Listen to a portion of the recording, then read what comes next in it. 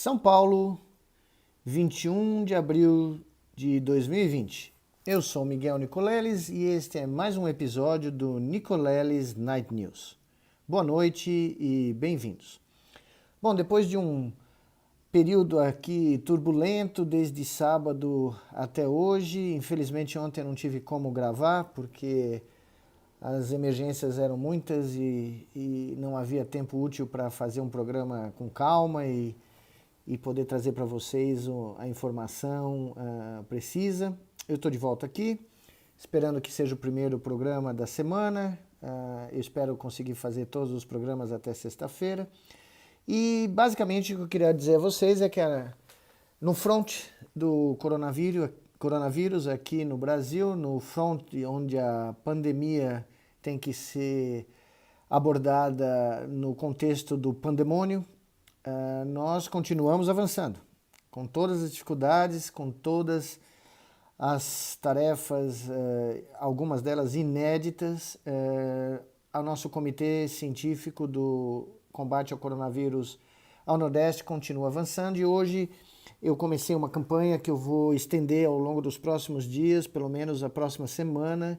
Pedir a vocês todos que me seguem no Twitter, no Facebook, no Instagram, aqui no Nicoleles Night News, que me ajudem a divulgar o aplicativo Monitora Covid-19, que se transformou nesse momento na melhor forma de nós conseguirmos dados em todo o Nordeste dos pacientes que estão começando a ter sintomas do coronavírus, que uma vez que nós não temos os testes disponíveis para testar em massa, como os países como a Coreia do Sul, a Alemanha, Taiwan, Hong Kong conseguiram fazer, a nossa chance agora de ter dados mais apurados, e sem dados a gente não consegue fazer estimativas ou cenários que sejam úteis, a nossa chance é pedir aos nossos irmãos espalhados por todas as cidades, municípios, vizinhanças, metrópoles, bairros do Nordeste que nos ajudem baixando o aplicativo do Monitora Covid-19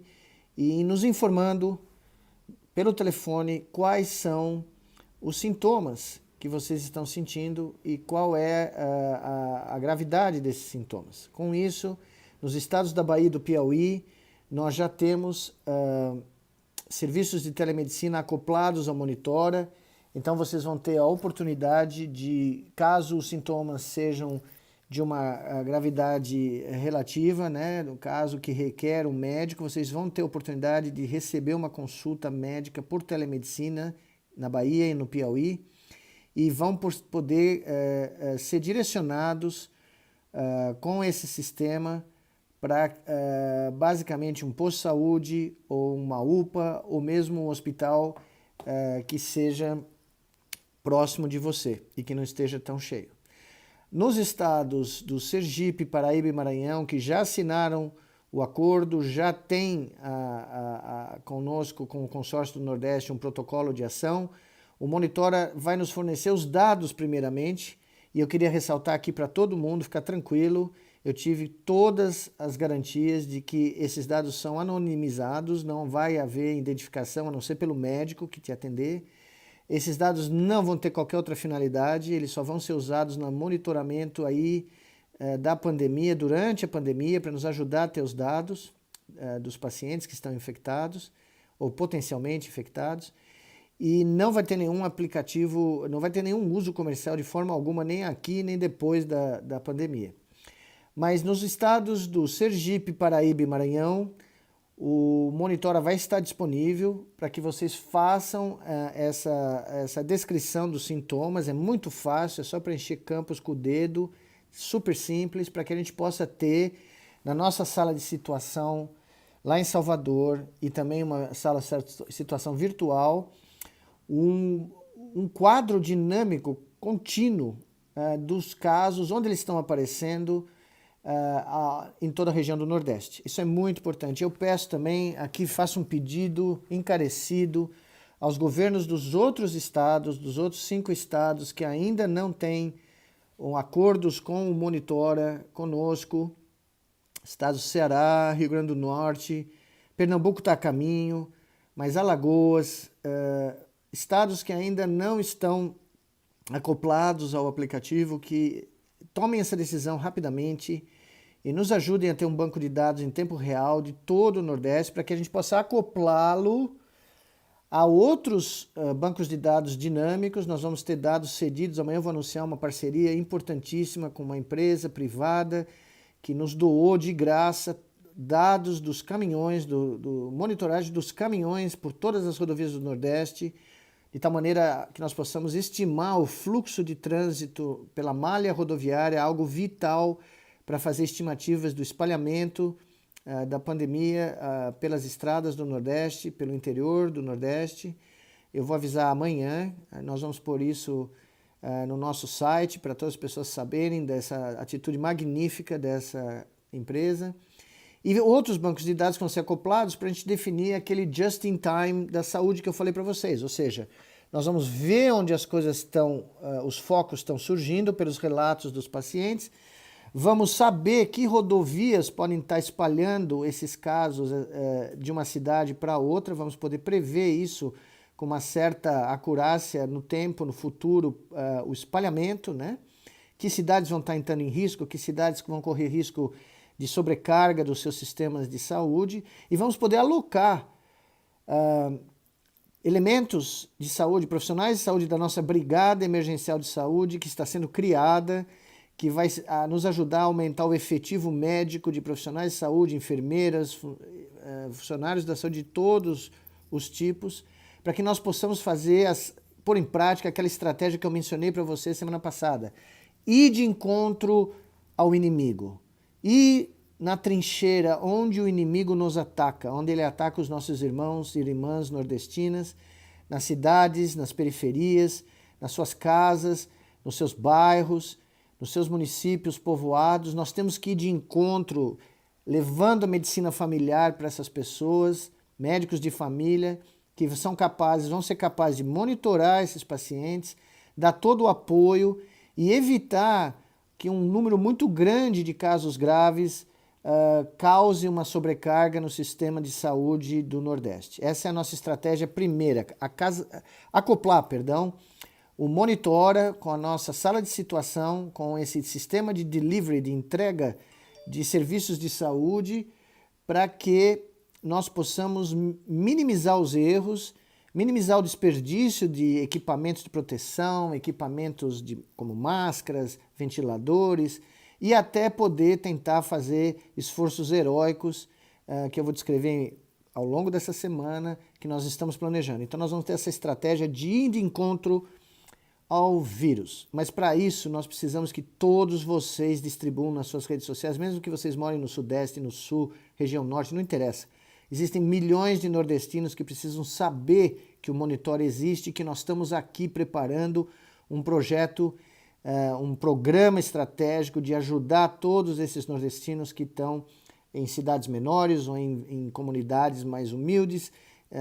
Nós vamos chegar lá, pelos carros de som, pelo sinal de televisão aberta, pela rádio. Nós vamos usar todos os meios de comunicação disponíveis, inclusive as redes sociais, para atingir a população-alvo e ter, se possível, milhões de pessoas usando o Monitora para nos ajudar. Mas eu dependo de vocês.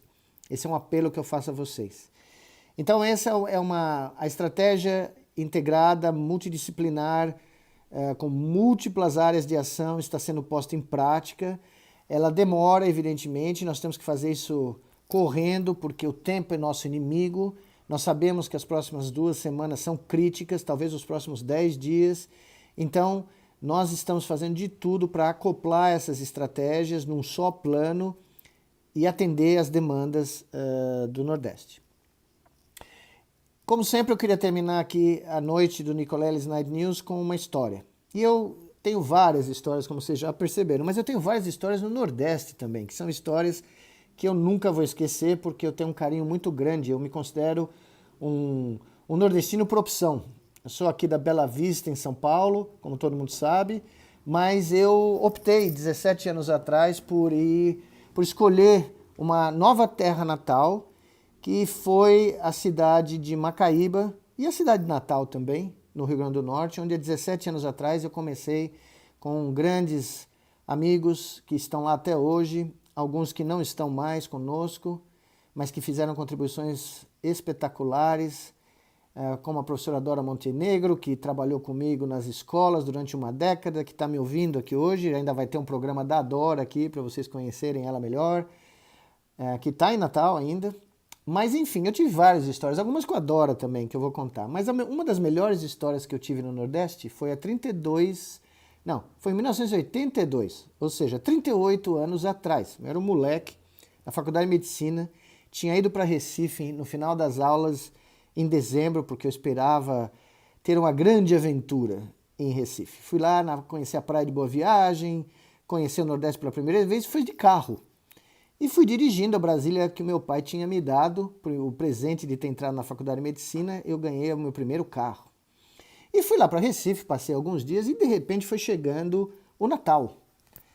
E eu comecei a ter saudade da Dona Giselda e do Dr. Ângelo. E Dona Giselda, naquela época não tinha internet, o telefone celular, você tinha que fazer um interurbano, era uma coisa de louco, né? Fazer uma chamada. E na antevéspera de Natal, 23 de dezembro, a grana foi acabando, eu estava realmente sozinho naquele momento, me sentindo perdido no universo, apesar da beleza da cidade do Recife, que eu adorei. Voltei muitas vezes, voltarei, espero, muitas vezes. E aí Dona Gisela falou que estava preparando um tender para mim, para a ceia de Natal.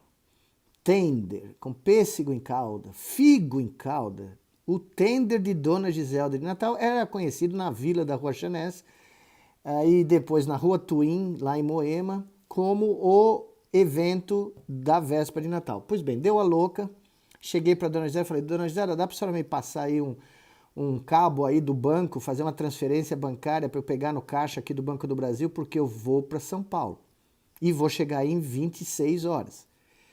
Dona Gisela ficou assustada, mas conhecendo o filho que tinha, sabendo que seria meio difícil me convencer a não fazer o que eu queria fazer, infelizmente, desde que eu nasci pelas mãos do tio Dema, essa é uma característica. Quando eu ponho uma coisa na cabeça, eu faço. Quem estiver ouvindo, lembre-se disso. Pro bem ou pro mal, eu faço. Pois bem, Dona Gisela passou um dinheirinho, enchi o tanque e pensei comigo mesmo, nossa, eu vou dirigir 26 horas, ou coisa que o valha, direto, porque não tinha como parar para chegar na véspera de Natal, acho que era dia 22 ou 23, eu não me lembro direito, acho que era manhã do dia 23. Eu falei, ok, eu estou em Pernambuco, eu vou ter que descer a BR-101 até São Paulo sem parar. Eu não vou conseguir ficar acordado. Mas eu não tenho dinheiro para parar em hotel e não vou parar no meio da estrada e dormir, é muito perigoso, eu tenho que ficar acordado. O que eu vou fazer? Bom, saí do banco, estava andando ali, eu não me lembro, acho que era na Praia de Boa Viagem mesmo. E de repente eu vi uma feirinha. E na feirinha estavam vendendo um monte de coisa. Eu ia comprar umas coisas para viagem, um saquinho de batata frita, Coca-Cola, água de coco, umas coisas, porque eu não ia parar para comer, porque também não tinha dinheiro para parar para comer. E de repente eu vi um cara vendendo um papagaio. Eu falei, tá aí a ideia. Eu vou levar um papagaio comigo para São Paulo. Eu adoro papagaio, minha avó de Lígia tinha um papagaio louro lá em casa, que eu cresci com ele. Eu vou levar o papagaio porque ele vai me manter acordado. Bom, fui lá, era uma pichincha, comprei o louro, comprei o papagaio e pus na Brasília, pendurei no lugar onde você pendura lá antigamente, né? Pendurava o seu paletó e vim com o louro a toda descendo a BR-101. Pois bem, estamos lá, eu e o louro assistindo todas as rádios que vocês podem imaginar, porque não tinha FM naquela época, então era tudo AM, então eu fui pegando rádio de tudo que era lugar do Brasil e fui, né, ficando acordado e fui treinando o louro a conversar comigo, e o louro lá cantando Elton John, cantando Luiz Gonzaga, tudo que você possa imaginar naquelas primeiras, sei lá, 8 horas de companhia e relação, e foi assim, né? Nós passamos a ter uma relação íntima, o louro e eu. Ocorre que nessa grande interação social, homem-papagaio, no meio da Bahia, em algum lugar perto de Ilhéus, que eu não me lembro direito onde era, eu me distraí. E eu sou uma pessoa que nunca tive multa na minha vida, eu sempre dirijo no limite da velocidade, muito, né? Mas naquele momento eu estava tão animado e estava com tanta pressa de comer o tender de Dona Giselda que eu me distraí e basicamente cheguei assim a uma velocidade do tio Dema, né? Por volta de uns 160, 170, num retão que tem lá, no meio de lugar nenhum na Bahia. E eu já passei essa viagem várias vezes, já fiz 3 vezes essa viagem, então eu me lembrei disso várias vezes ao longo desses 38 anos, né? Aproximadamente, eu tinha 21. Bom, quando eu tô nessa brincadeira, o Louro cantando lá, Elton John, Rocketman, e eu lá cantando com o Louro, a dueto, né? Nicoleles, Louro. De repente eu ouço um apito, né? Um apito e brequei e levei 120 metros para parar a Brasília, porque eu estava no ritmo do Rocketman. O Louro tomou o maior susto da vida dele. E eu tive que dar marcha ré, voltar, era um guarda de trânsito. Eu tinha passado num posto de trânsito lá da BR-101 que eu nem vi. Confesso agora, 38 anos depois, que eu não tenho a menor noção que tinha um posto de polícia ali. E nunca tinha acontecido isso comigo e nunca aconteceu depois. Foi a primeira vez e a última na minha vida. Mas enfim, parei, dei marcha ré, abaixei o vidro e a nossa autoridade virou para mim e falou: apressadinho, né? Eu falei: não, desculpa, é que eu sou de São Paulo, tô voltando de Recife, amanhã é Natal, vou jantar na casa da minha mãe tá me esperando, só me desculpe, foi um erro imperdoável, sou estudante de medicina, eu sei qual a importância disso tudo. Fiz todo o meu lero-lero, tentei de tudo ali, né? Aí o cara vira pra mim e fala: não, eu compreendo perfeitamente, mãe é mãe, a gente quer comer um tender, tá? Eu também quero comer um tender. E sabe como é? Se o senhor me fizer um favorzinho aqui, eu alivio a sua, você pode ir para São Paulo, não tem problema nenhum. Eu falei: não, mas que tipo de favorzinho? Ele falou: não, se o senhor der uma caixinha aí pro Natal, quem sabe, né, eu alivio, o senhor volta para São Paulo, aí não tem problema algum. Eu falei: olha, só me desculpe, eu entendo claramente, quase véspera de Natal, a gente tem que ser cristão, apesar de eu ser ateu, mas eu não posso fazer isso, eu sou filho de juiz, meu pai vai me prender quando chegar em casa, não vou ter Natal, eu vou chegar em casa e ele vai me jogar em cana, sem habeas corpus. Eu conheço o Dr. Ângelo, se eu contar isso para ele, não posso, eu fui a vida inteira treinado a não fazer isso, porque não faz parte do meu código. Eu falei: o guarda vira, mas aí complica, né, porque se o senhor não puder fazer isso aí, eu não posso quebrar seu galho, você vai ter que passar aqui o Natal aqui, né, no meio de lugar nenhum da Bahia, perto de Ilhéus, não sei o que vai ser, porque eu vou ter que aprender seu carro, aprender sua carteira. Talvez eu tenha uma solução. Ele virou assim para mim. Eu falei: mas qual a solução? Eu não tenho, veja, mesmo que o senhor quisesse, que eu tivesse disposto, eu não tenho um tostão, sinceramente, eu tenho dinheiro para, eu não vou parar nem para comer. Eu não tenho dinheiro para gasolina contado para chegar em São Paulo e não tenho mais nada. Eu sou estudante, não tenho. Dona Giselda mandou dinheiro, mas mandou, né? Dona Giselda, né? Sabe como é? Aí ele vira para mim: não, mas a gente podemos fazer um acordo. Eu falei: mas o que tal o acordo? Ele falou: não, veja, o meu filho tá muito triste lá em casa porque há uma semana atrás morreu o papagaio dele.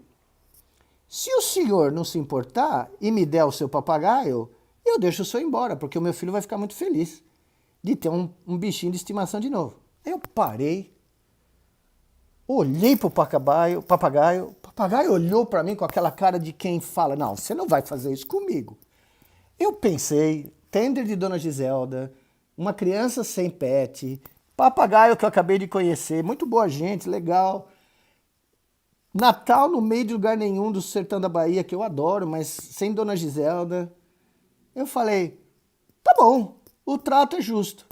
Peguei o papagaio, que olhou com um olhar para mim que eu nunca vou esquecer na minha vida. E aliás, ontem de madrugada eu tive esse sonho, o remorso bateu, e eu resolvi homenagear o papagaio que me permitiu chegar em São Paulo e ter um Natal de 1982 com Dona Giselda e o seu tender, conhecido em todo o sistema solar.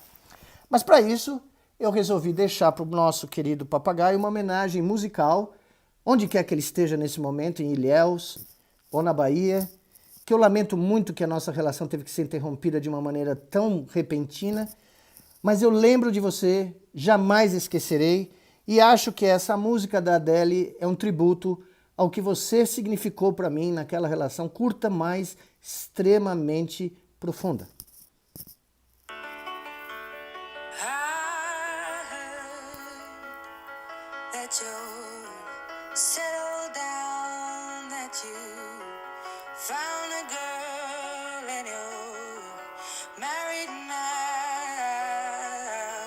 Eu tenho certeza absoluta que aquele menino teve um enorme e feliz Natal, porque aquele papagaio era muito especial, eu garanto para vocês.